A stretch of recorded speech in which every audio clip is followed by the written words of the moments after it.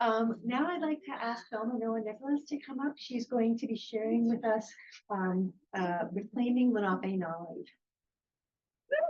Hey.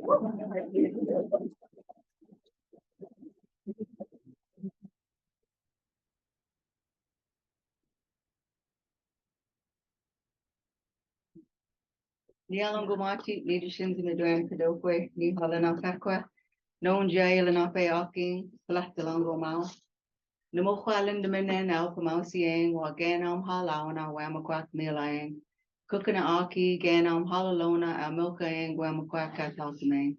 Anishiko Li Kakwan Pakak, Wiwini Kasi on Cookana Aki, Auki Katalito and Windwama Pamo City, Mount Katos. Quiet Yishwana. I just wanted to do, I had talked about the Thanksgiving address. That's about this much of it. So, and I'm trying not to be emotional up here because it is, this is about us and our identity, right? Our spirit. But I wanted to start that way because I don't know when or how long it's been that that language has been spoken in this spot right here.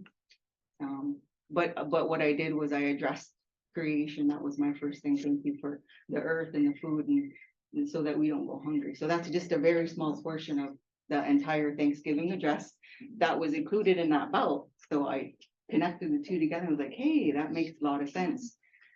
So that's part of that, just talked about part of who we are as well, is that belt that Ian showed.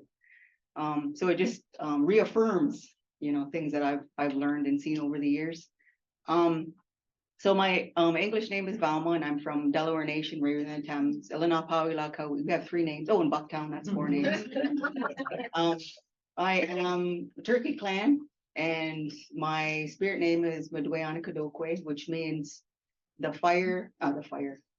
sound or the voice of the clouds. So like the thunder rolls, kind of like that. So I was asked to talk about the work I'm doing. I am a certified language teacher, been a teacher for 20 years. And after I lost both my parents are gone, my kids are grown, all the elders that I learned the language from are all also gone.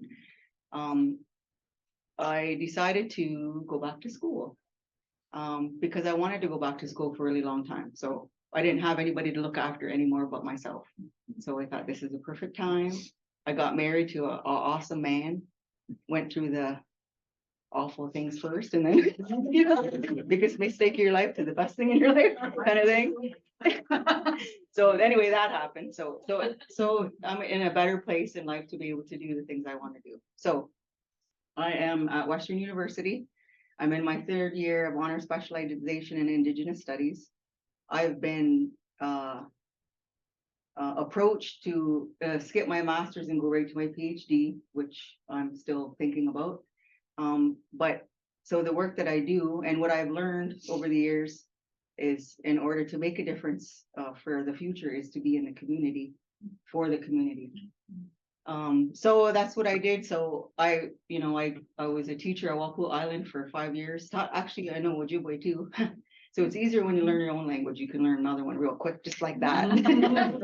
So I taught Ojibwe there for 5 years because I didn't like the way the language program looked. That my students were crying, I don't want to go to Ojibwe, really. And that just broke my heart. I was like, I worked really hard to learn my language, and to see students become emotional when it was their time to learn their own language didn't sit with me. And because I was a new teacher, I didn't say anything for the first couple of years. I kept my mouth shut because I didn't know if I was going to be permanent, or whatever. So I didn't say nothing. But then I got to a point where I was like, you know what? I don't care if you get rid of me or not. This is what I have to say. And it just turned out that way, but I said, I told the principal, I said, I'm going to just do this just so that you can see what it could look like. It doesn't have to be the way that it is now, but I'm going to just show you.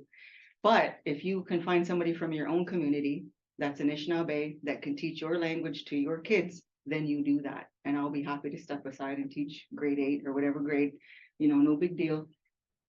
Didn't work out that way. I ended up teaching and I don't teach grammar. I don't teach, well, this is how the word looks, write it down. I didn't learn that way, so I don't teach that way. I was all oral, so I spoke, they listened, they repeated. We did this for 40 classes are only 40 minutes, takes them 5 minutes to get to the hallway, 5 minutes to get ready. Well, you're missing 10 minutes. So really they have 30 minutes, you know, what it is to be like a teacher. So we had 30 minutes. So for those 30 minutes, it was all language. And so they came in, they knew exactly what they had to do. They had to introduce themselves. They had to say a Thanksgiving prayer in Ojibwe. So I had to be a little bit ahead of the game, learn that language just before they did, but it worked. So we didn't read anything. It was after a while they could stand up and I was like, well, who's gonna say the opening prayer today? Oh, you know, so they're standing up eager to say it. And that's the first time in 27 years at Walpole Island School ran that those kids were able to say a Thanksgiving prayer without reading it. They were just able to, you know, say it out loud and know what it meant. So that was, you know, so I told the principal, see, I'm not even from your community and that's not even my language, but this kind of stuff is possible. You just have to, you know, higher expectations. But I know it's like to be a teacher, you get tired, you know, because you're inventing everything. You're doing the language, you're doing lesson plans, you're trying to keep the kids interacted, not bored, keep learning, you know, so it's like you get tired. It's like, yeah, you know what, today we're gonna watch a movie. We're gonna color because my mind is, you know, I'm tired. And that's this what happens. So that's I'm in school, not thinking about a job because I just wanted to strictly focus on my studies because that's what I really wanted to do. And so the community posts a job and it's for this place here, Fairfield Museum, which is a historic site. And so the job posting came out, cultural coordinator, and I was like, oh my God, that sounds like the most awesome job, you know, like because that's something that's missing in the community. So I applied for it, got the job. That building it's been there for 75, 74 plus years. That was originally ran by Anglican Church of Canada. But it was the original village that our community had settled, like after being forcibly moved, murdered and killed, all these awful things all the way to right here. And so the village was burnt down by the Americans and they built a log home that they also took it down. And so this was the last remaining building. So in there, they had a gentleman stay in there. Well, I guess there was more than one, but in my time, I only know of one that was there. He was there probably 15 years, maybe 20, I'm not sure. And I remember I was the language coordinator at this time, a long time ago, and I wondered about that building. I was like, why is he living in there? Like, who is he? You know? And I wondered why. And I went to the chief and at the time, and I was like, who's that guy? Like, why is he? Isn't that ours? Like, why is he there? And he said, well, it's, you know, owned by the church. And I was like, what? The church? Why do they have it? You know, like I had all these questions that, you know, so how many other people in the community had questions? Like probably everyone, but nobody knew what to ask or whatever. So I went over there one time and I called him up and asked him if I could go, you know, come over. And he said, yeah. So I sat down and he didn't take me. So this side over here is the archive part. Over here was his living space. So he lived on that side of the building. So he invited me in, but we sat on his side where he lived. And I just said, oh, I have some questions for you. I just wondered like about the history of this place. You know what, you know, why are you here? Not trying to be rude, but I just have questions, you know, like, and how come why don't we have it? So his response was, I guess I asked too many questions that day because he said, try not to ask so many questions because I'm living here for free and I don't want the church to kick me out. And I was like, oh. He said, if you have questions that you want answers to, you need to come through church doors.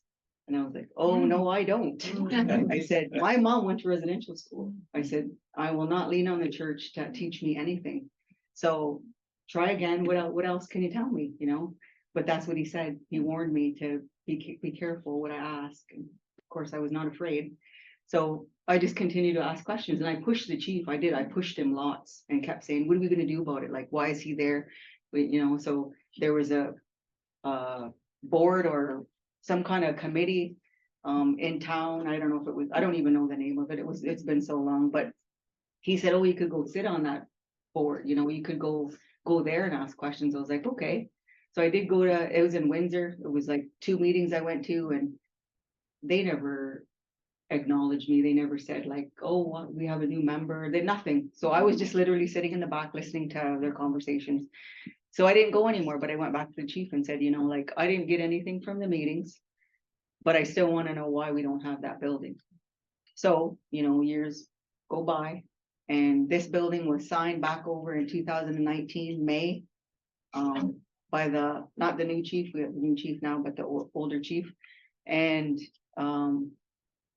of course, it was signed back over, and so the transfer takes 10 to 15 years to transfer non-Indigenous land, but it's not really, so there's lots of questions in how the government, views us, and what do we own, or what I want to, land back, hashtag, like, you know what I mean? So it's like, so a lot of, there's a lot of frustration there, like for me, and, but so even though that they legally signed it back, that guy, curator, caretaker person, was in there probably till March of this year, February, March of this year. So he just was made to leave. He was forced to leave.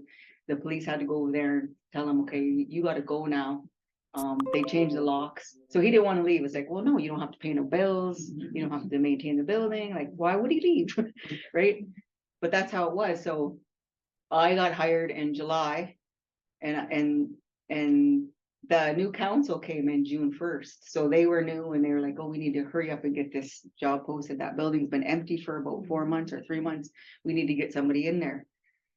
So I go in to sign I'm only on a 1-year contract.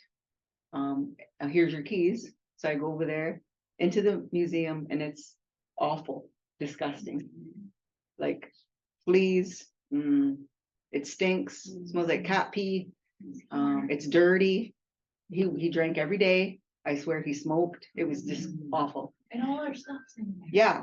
So like, I contact my supervisor and say, this is the kind of shape it's in. Like, what do I do? She goes, well, you can hire somebody they're going to get Molly made. Like, no, they're going to hire somebody else to clean. Like, you know what? I'm going home to change, and I'll be back. So I got, and I said, I'm going to do it because at least I know what goes in the garbage, and I'm the one that's going to sit in there. So I want to know what's being thrown out. So that's what I did. I put gloves on, and I ripped that carpet off the floor, and underneath that carpet was another carpet. So I ripped that carpet off. Underneath that carpet was, when you glue carpet down, it's got that backing. That was underneath. So I went to town and I bought one of those scraper things. I was in shape. Yeah, I was sweating, but I scraped it off, and underneath that was tiles. And then underneath the tiles was actual, like, plywood, whatever, like actual floor. So I got that out, all the furniture in there, not clean. I got a dumpster, and I threw everything out, everything in there, the stove, the couch, the chairs, beds, whatever, was gone in garbage. That was just his living side. I didn't even touch the archive side. But that was the most disgusting part. So I got all that out of there. So it took me a couple weeks to get rid of all the junk in there. And then, so I was told to, these are kind of things you need to do. You need to like give us what needs to be repaired, hook up a phone line, you got internet, blah, blah, blah, you're just starting out. What do you need?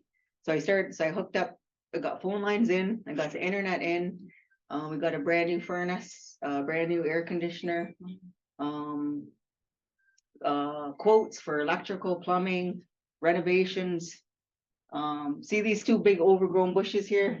Got those ripped out. This one over here, I went home and got my, I just happened to have a machine that trims hedges, did that. Ripped out these big bushes, but underneath there was beer bottle glass. So like he was drinking every day. So there was a lot of empties laying around. So that was a lot of work in itself just to get those things. But being in the space made me think about like, what do I want for this? What do I want our community to see? What do I want our children to learn?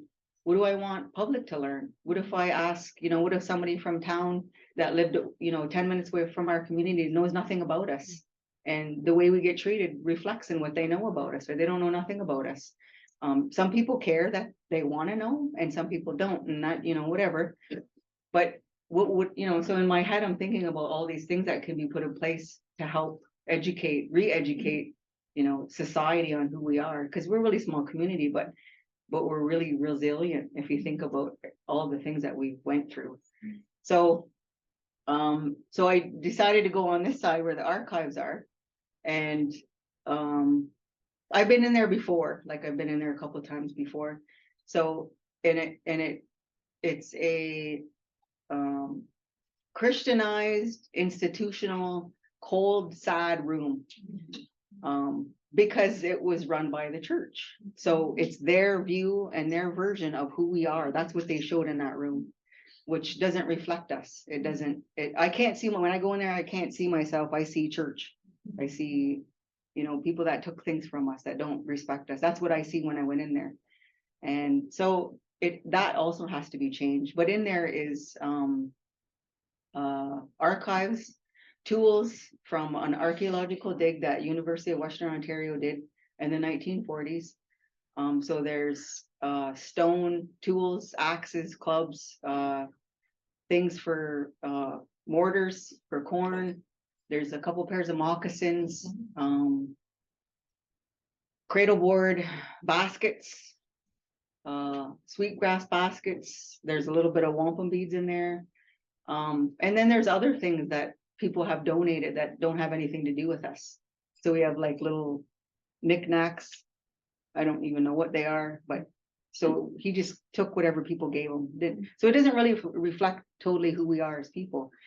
So there's a lot of things that that need to go. It needs to change.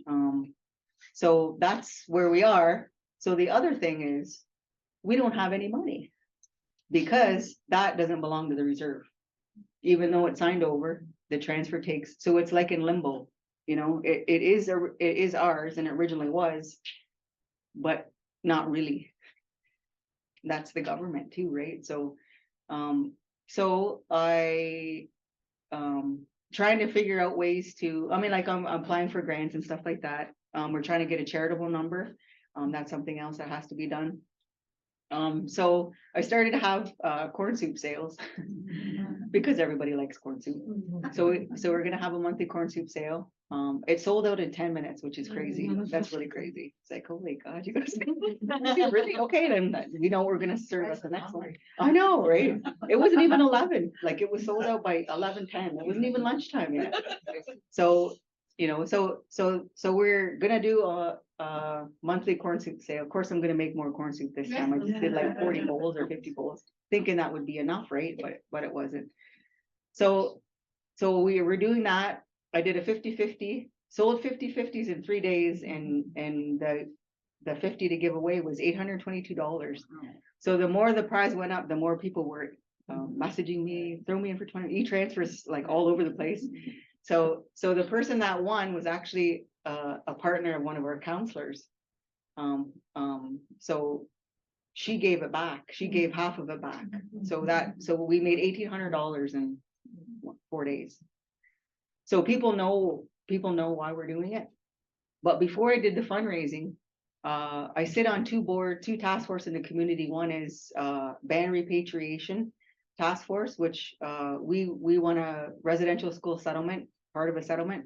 So we're going to be granted 2.4 billion.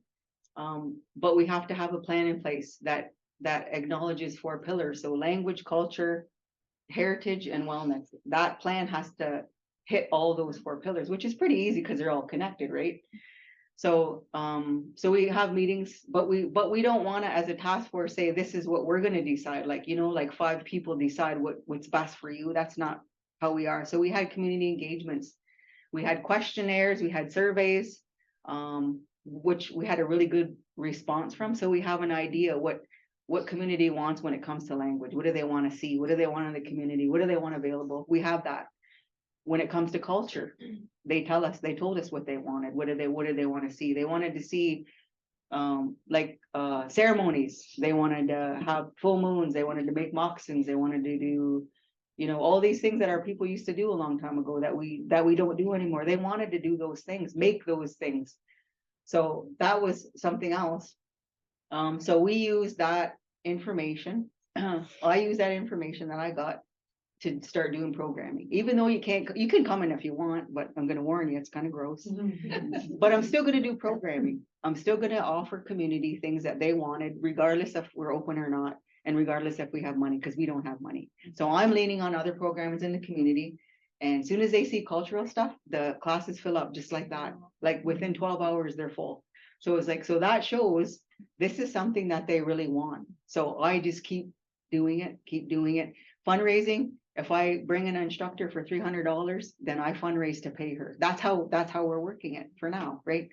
So we just recently had a culture week. So during that culture week, we did have a $30,000 budget that was given from another program for cultural revitalization, whatever it was named. I don't know. I wasn't there yet, but so we had $34,000.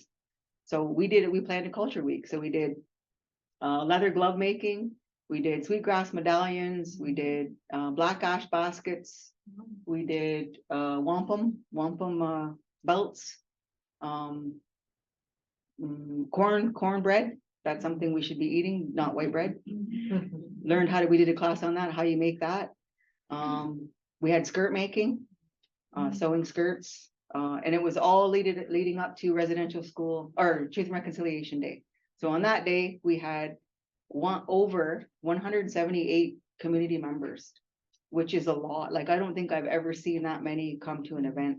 So this is something that people want because it's evident by the attendance, right?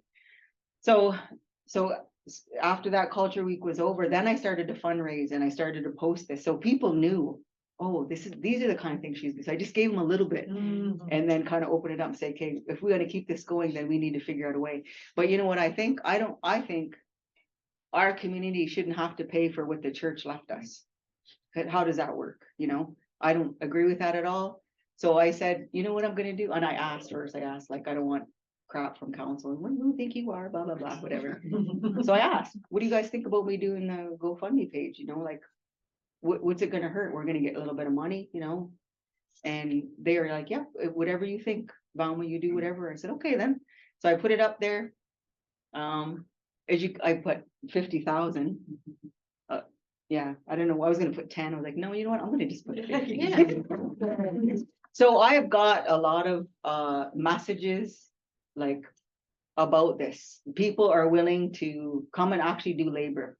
Like a carpenter in Chatham, that his mom was married to someone else in the community, and she's not native, he's not native, and from a whatever, but he still wants to come and help. He goes, I don't know if you remember me. And I was like, yeah, I think I do. Just a young man, 20 something. I'm a carpenter, I'll come and whatever you need me to do, I'll do it. I was like, oh, okay. I said, but right now we're getting tested for asbestos. So maybe when that's done, I'll get in touch. And he said, don't forget about me. I said, I won't forget about you. We have people from the small, we have small towns, Bothell, Temple, Highgate, Richtown, little wee towns, eh? There's people from those communities that are saying, I'm a painter. I will come and paint for you. I don't have any money to give you, but I will help, So it's like there are people around the surrounding areas that want to see this place reopen. So yeah, that's kind of what we're doing. I was upset with the United Church of Canada. So I went on their website just to see, and if you have a message, send it to me in a little box if they have a. So I put my name, my email, and a little message there, and so I was not sugarcoating anything. I wasn't rude. I just stated the facts and said that, just what I told you guys. You guys had this building for 75 years, 75 plus years. You had a curator take care of it. May 2019, it was signed back to us. This is the state that it was left. These are all the things. We can't educate our community. I can't bring any young people in there because it's not safe, it's not healthy. I wouldn't jeopardize my community because of the shape that it's in. So I told her, this is what it's left with. Now what are you guys going to do for us? What can you do to help us? Not thinking the message would come in, but yep, the next day she emailed me and she said there's a real estate grant that you can apply for. It's literally 2 pages, very simple form. and somebody in their office helps with filling that out or whatever. So the only stipulation they have is no check will go to an individual or a band. So my quote for electricity, that check will go right to that company. So that's their only, that's the only way they do things. So that's fine with me. But yeah, so that's where we are.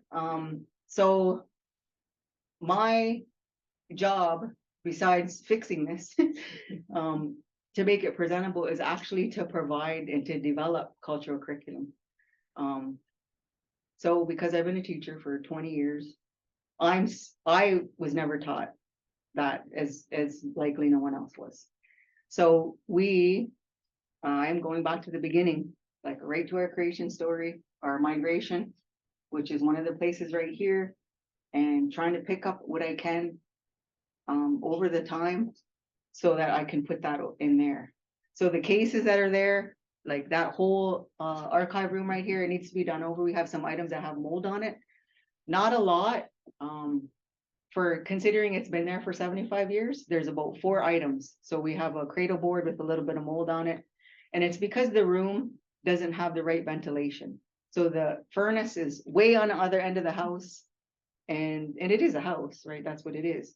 But the building is shaped like, like a big U. So the furnace is on the very far corner that has to go through all the ductwork, come around the bends, and then in the very far corner of that room is where the mold is. And it's like, well, yeah, because there's nothing reaching that corner.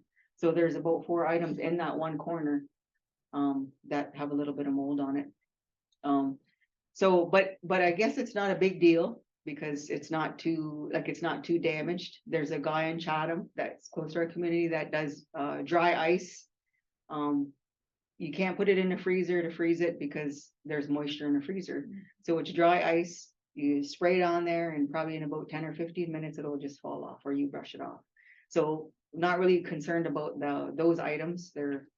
I think they're okay.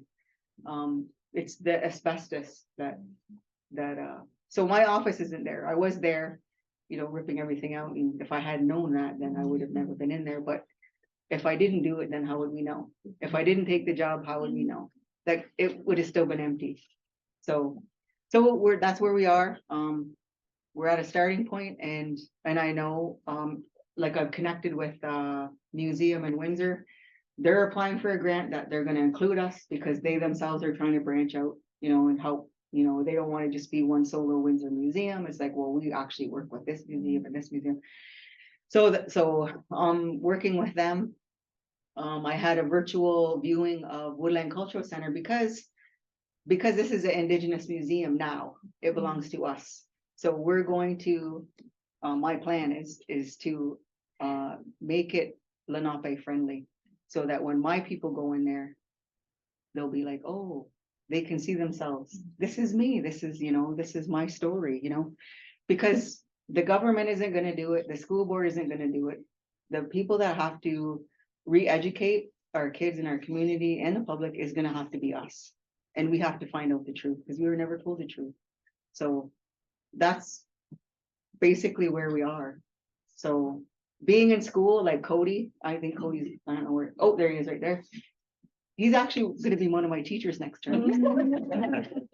But like listening to Cody, it's like, wow, like he's retrieving identity through archives, and it's like, that's so cool, right? So you can hit 2 birds with 1 stone. I'm going to learn about myself, my ancestors, and then I'm going to come back and educate, so that in the community people will know. So it's a lot of work, and but it has to happen. So and you know what I don't like? I don't like that, I have people, my own people from my community saying, when I get money, I'll donate. It's like, no, you know what I want you to do? I want you to share it everywhere with, if you have 1,000 friends, get them to share it too. And it's not, I don't think it's fair that we have to pay to fix it, to educate, like we should be depending on Canada. What are you guys going to do? What about truth and reconciliation, reciprocity, relationship building? Yeah, you had it, but it was ours. Now what? Like, what are you doing? So it's like a negotiation, and what are you guys going to do for us? That's what I want. I don't want our own people to have to fix it because we didn't do it. We didn't burn it down. You know, we didn't build it and then tear it down again, then build, we didn't put asbestos in it. We never hired the curator to be there either. So, you know, so it just, it's like right and wrong. And all those items in there, you know, they were made by our ancestors. Those tools made out of rock, they were held in the hands of our ancestors that fought. Some died to make sure that we're here, that make sure that we're there in my community. They made sure that we're there. So when I was there, when I was there, probably about a couple of days, I went out and I started to walk along because we own all the land all the way down, eh? So I started to walk around over on this side, and you get this something is there, you know, you get this spiritual connection with something, you know, like what is it? So you're walking around, I'm looking around on the ground, and you know, and I have my tobacco, you know, and I can feel a presence of something, you know, and all I could say was, you know, thank you.